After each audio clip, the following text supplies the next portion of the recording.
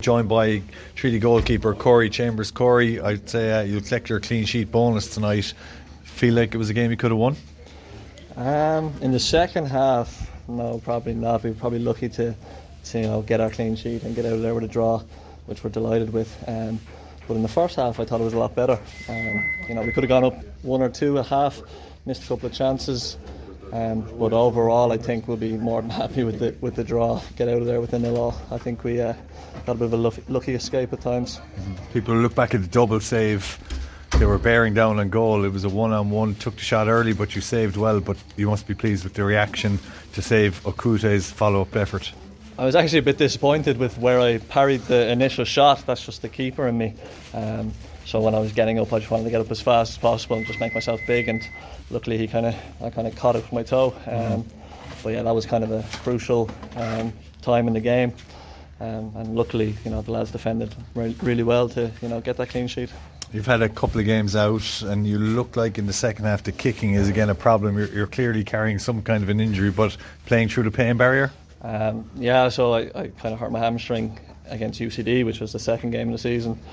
And I've been kind of, playing through it, trying to manage it as best as I can during the week. But the last 2 games now, I couldn't get on the pitch.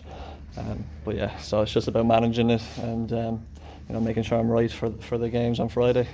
For the moment, anyway. And you look back at the last couple of games, Michael Dike, sure, he's only a young up-and-coming player, but nonetheless gaining experience all the time. And we believe he's been cross-channel, being looked at by a couple of clubs. How good do you make out he is, especially as he's only starting out his young fledgling career?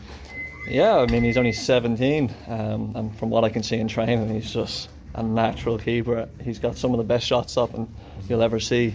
I think it's tough then when you come into senior football. It's a lot different than underage stuff like League of Ireland. It's not as physical. I mean, underage League of Ireland's not as physical. So it is tough for a 17-year-old, especially keeper. You got to be strong, got to be commanding. But no, he's a top keeper, and don't be surprised if you see him going away when he turns 18. Absolutely. Tell us a bit about your form this season, because last year, you weren't exactly the number one. Conor Wynn was still around, and you were trying to settle into the club. But this year, you're number one. You seem to be thriving on that. Yeah, I think since kind of COVID hit, I've never really been a number one. I'd been a number one at Wexford for 3 or 4 years, and I had spells at Cove and City. And where I wasn't the number one for different reasons. And Tommy's put this faith in me since I signed in August, and I think I've played every game bar the last 2 there. And I think as a keeper, if a manager puts his faith in you, gives you a bit of confidence. And honestly, 90% of goalkeeping is confidence. If you're in your shell, you're not coming off your line, you're not coming for crosses, you don't want the ball back at your feet. So I think Tommy, to be fair, has instilled a lot of confidence in me. He's told me I'm his number one. He's put his trust in me since last summer, and now that I'm regularly seeing game time, I'm back to the form that I know I'm capable of. And it's a new enough back four. Evan obviously limped out tonight, but Ben O'Riordan has been a stalwart back there. Mark Walsh fell back in there this evening. Oisin O'Reilly has replaced the legendary Mark Ludden at the back. So it's a new enough back four, but competitive wise, you've been in every single game this season right to the death. Yeah, I think we have such a good squad that it doesn't really matter who you put in. Now obviously you'd like to, especially for a back four, you'd like to kind of consistently have them in, week out, but we've been so unlucky with injuries right throughout the squad. Like, we're down to bare bones now. You got 16, 17-year-olds playing week in, week out, which it's good for them, but yeah, we really struggled with injuries. Been very unfortunate, but the lads, it doesn't matter who's on the pitch, they're going to put in 100% effort.